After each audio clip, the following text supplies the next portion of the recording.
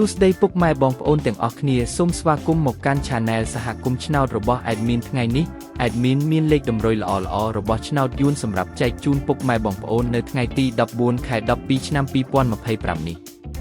ដូចនេះ Admin មិនចង់ឲ្យចំណាយពេលវេលារបស់ពុកម៉ែបងប្អូនយូរតោះយើងមកតាមដានលេខតម្រុយរបស់យើងទាំងអស់គ្នាសម្រាប់លេខតម្រុយ2លេខមានលេខ68លេខ54សម្រាប់លេខតម្រុយអូស2លេខមានលេខតម្រុយទី1រអូស60និងលេខតម្រុយចុងក្រោយអូ50សម្រាប់លេខតម្រុយ3លេខមាន559គុណនិង238គុណសម្រាប់លេខតម្រុយថ្ងៃនេះ Admin សូមជូនពរឲ្យពុកម៉ែបងប្អូនជួបតែសំណាងល្អទាំងអស់គ្នាហេងមានលាភមានជ័យ